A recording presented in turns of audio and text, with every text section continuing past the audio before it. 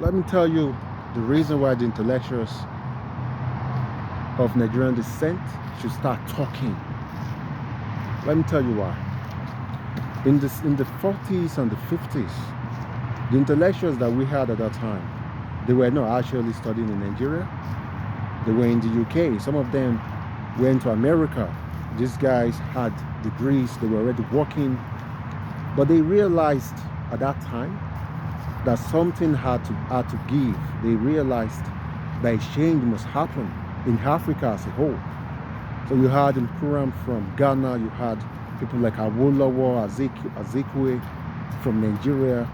In Rere, you had people like Yombo Kayata from Kenya. These guys, they stood up in their different countries where they were staying at that time, and they felt something had to give. What happened eventually? They had a coalition, even though they were, not in their countries, but they had a coalition. They had an ideology. They pushed the ideologies in those countries, and they were able to move to their different countries, and they fought for the battle of independence. So the independence you enjoy right now as an intellectual, as an educated Nigerian, is because of the fact that there were intellectuals before you that fought for you, that felt they had to do the right thing. So right now, we intellectuals of Africa, we have a duty. We have to stand up, form a coalition like our forefathers did, and start speaking about how we can move our continent, our country, Nigeria, from the status quo to a destination. This is what we must do. On this platform, myself and my twin, we shall be sharing insights, we shall be sharing ideas on our own side to lead to start that conversation, to be part of that group of people that will start the enlightenment of our people. Because let me tell you something, for true transformation, for true change to occur in any country, in any society, it has to start from the mindset of the individual. For true transformation, for true change to start, to occur in any given society, amongst any people, it has to start from the individual, from the mindset of the individual. So the quality of education in Nigeria right now it has been, watered down to the point whereby people even go to these high schools and these universities without being enlightened.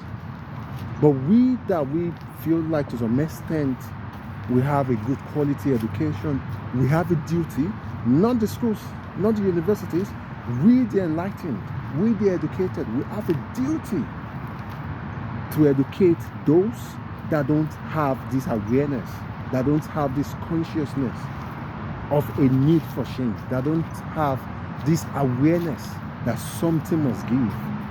The awareness that Awolowo, Nnamdi Azikiwe, the Nkuram, the Nyerere, the awareness that they had, that some of us have right now, we have to transform the awareness into a mass information.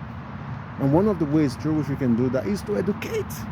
Go to your street, educate people. Your family members, educate them.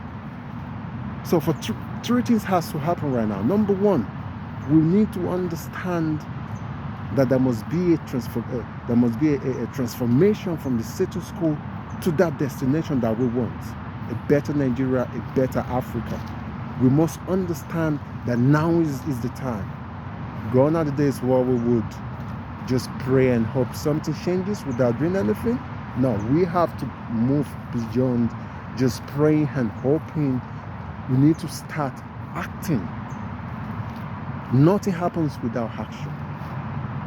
You need to speak the word, and you need to stand on your feet and do things. So we need to have that awareness, and that's the first thing we must have, the awareness of a need for a transformation from the status quo to a destination.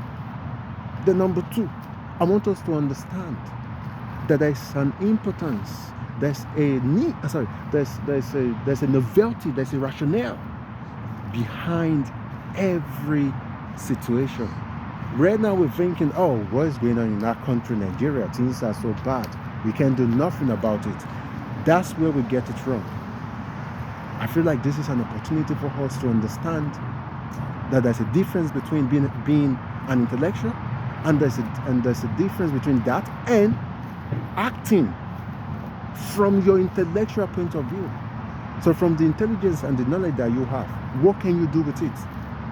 Because as a black man, as a black woman, as an African, your duty is to make sure that everything you know, the knowledge that you have, you must create with it. So if you study sociology, for example, what can you do to create a social change in Nigeria with your sociology degree?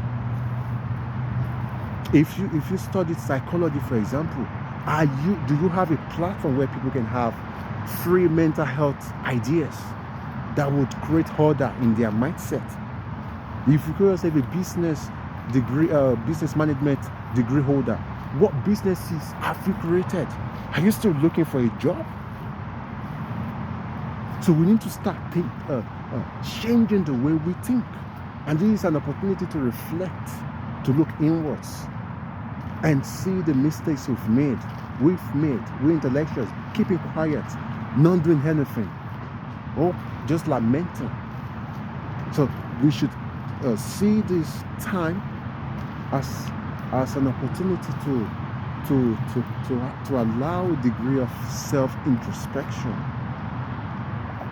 Check yourself, check your mindset. Do you have the right mindset? Do you have order? Is order the language of your mindset or disorder? You need to start thinking about that. So this is an opportunity to reflect. Then the third thing we have to do, we need to start thinking of a collective ideology that we're gonna base this revolution on.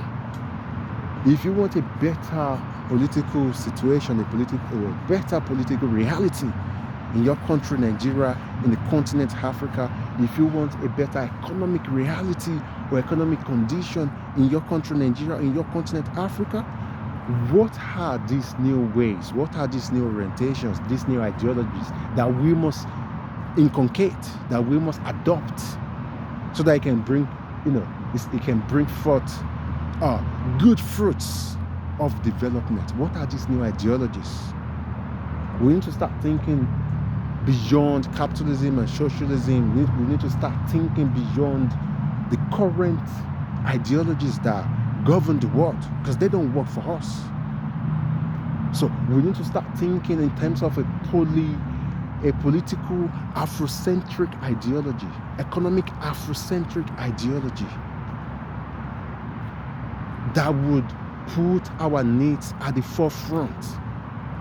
If you subscribing to capitalism, to Western capitalism, and you subscribing to the policies of IMF and World Bank, for an example, and you call yourself an African, and you feel like that's going to lead to your development, it's not going to lead to your development.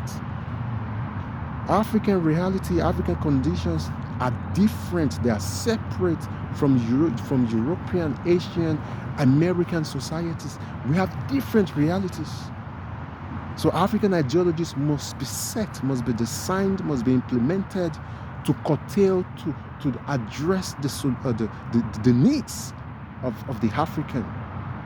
So we must start thinking along those lines. If we do, and we can change our collective mindset,